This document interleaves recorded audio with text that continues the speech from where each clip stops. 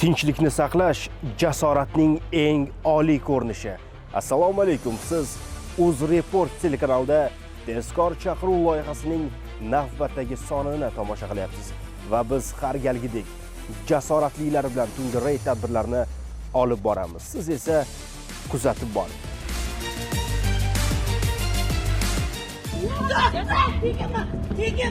Sanitariya qoidalariga umuman amal qilmasdan 3 bosh qoramolni so'yib sotmoqchi bo'ladi. Marixuana iste'mol qiladi. O'shani chakdim. O'tkazilgan tezkor tadbirlar natijasida jami 20 ming dozani tashkil qiluvchi giyohvandlik vositalari aniqlanib, rasmiylashtirib olindi.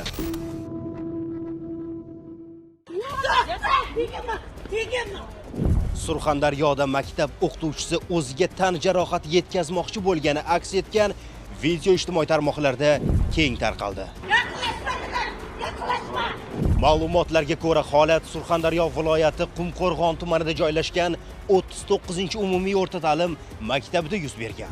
Surxondaryo viloyati maktabgacha va maktab ta'limi boshqarmasi taqdim etgan rasmiy munosabatga ko'ra, mazkur maktab tumanning Arpapoya mahallasida joylashgan bo'lib, u yerda 2010-yildan 2025-yil 16-sentyabrgacha janjal ko'targan fuqaro direktor lavozimida ishlagan. Surxondaryo viloyati maktabgacha va maktab ta'limi boshqarmasining 2025-yil 16-sentyabrdagi buyrug'iga ko'ra, direktor bilan tuzilgan mehnat shartnomasi Mehnat kodeksining 157-moddasiga muvofiq bekor qilingan. Shundan so'ng sobiq direktor yangi rahbar faoliyatini boshlashiga qarshilik ko'rsatgan. 2025-yil 16-oktyabr kuni maktabda tayinlov hujjatlari topshirilishi chog'ida oldingi rahbar tomonidan faol qarshilik bo'lgan, biroq hech kim tan jarohati olmagan. Boshqarma qaroriga ko'ra 39-sonli umumiy o'rta ta'lim maktab rahbarligiga tegishli tartibda boshqa direktor tayinlandi. Bugungi kunda maktabda o'quv jarayonlari barqaror holda davom etmoqda, deyiladi xabarda. To'g'ri, u maktabda sizni ancha yillik mehnatingiz singan.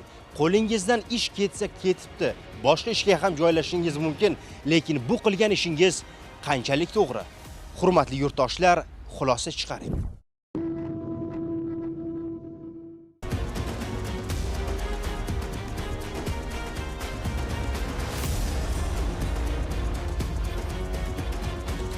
Ma'lum bo'lishicha, Buxoro viloyati karantin tadbirlarini ta'minlash guruhi va boshqa hamkor tashkilotlar bilan birgalikda o'tkazilgan nazorat tadbirida Romitan tumanida yashovchi fuqaro o'zining xonadonida sifatsiz go'sht mahsulotlarini saqlab kelayotganligi aniqlangan.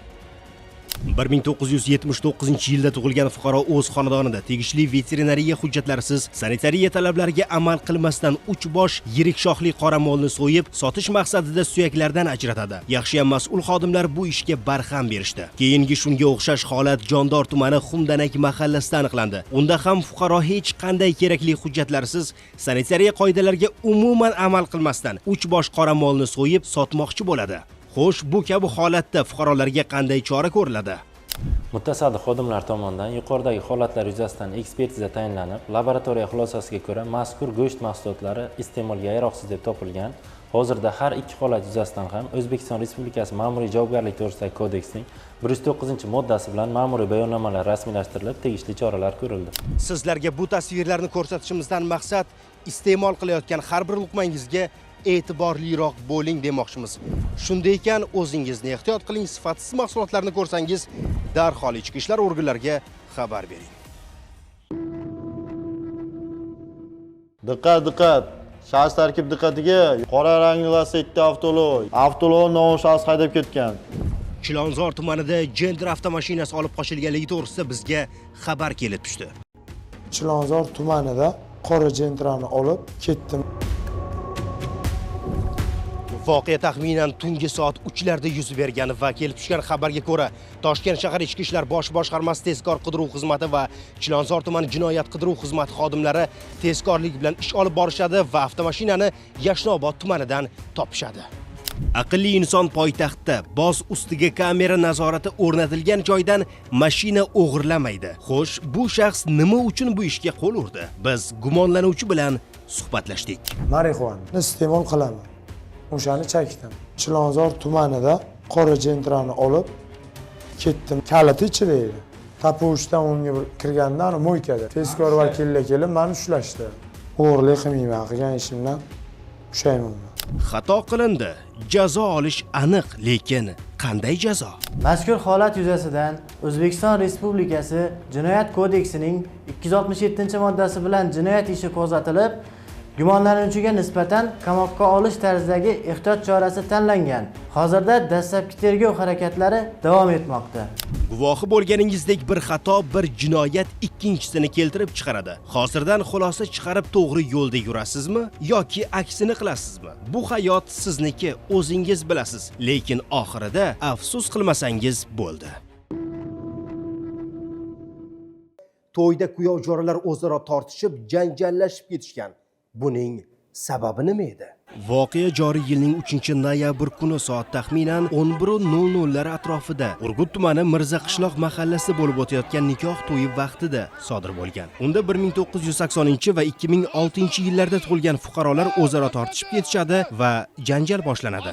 Huquqbuzarlarga nisbatan Samarqand viloyati Ichki ishlar boshqarmasi qanday chora ko'radi? Mazkur holat bo'yicha Urgut tumani Ichki ishlar boshqarmasi tomonidan tergovga qadar tekshiruv harakatlari olib borilib, 1980 va 2004 yilda tug'ilgan fuqarolarga nisbatan O'zbekiston Respublikasi Ma'muriy javobgarlik to'g'risidagi kodeksining 183-moddasiga asosan ma'muriy bayonnoma rasmiylashtirilib, qonuniy qaror qabul qilish uchun jinoyat ishlari bo'yicha Urgut tuman sudiga yuborilgan.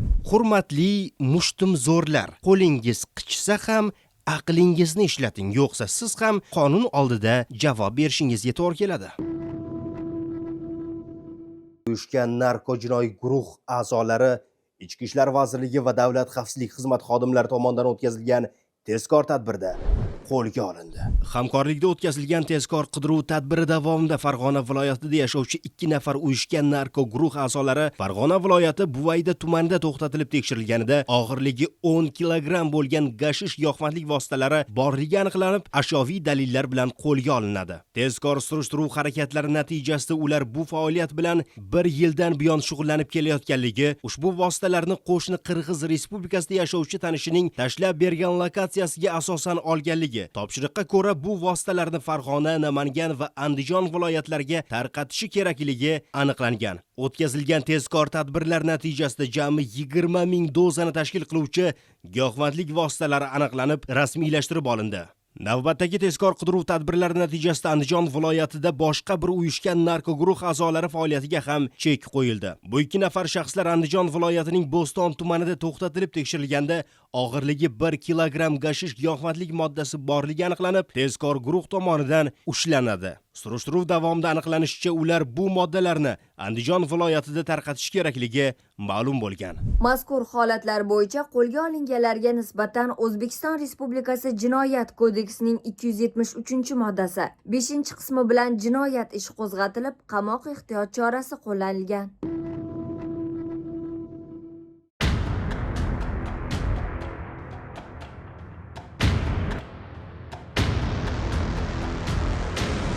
Toshkent shahrida yashovchi 1983-yilda tug'ilgan ayol kuchli ta'sir etuvchi moddasi bo'lgan kapsula ko'rinishidagi dori vositalarini qonunga xilof ravishda sotayotgan vaqtda Ichki ishlar vazirligi tezkor qidiruv departamenti uyushgan jinoyatchilikka qarshi kurash boshqarmasi xodimlari tomonidan o'tkazilgan tezkor tadbir davomida ushlanadi.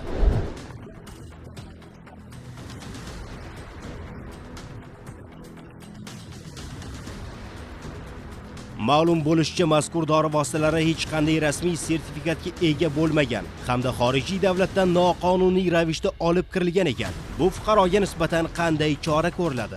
Mazkur holat yuzasidan gumonlanuvchiga nisbatan O'zbekiston Respublikasi Jinoyat kodeksining 251 1-moddasi bilan jinoyat ishi qo'zg'atilib, tergov harakatlari olib borilmoqda.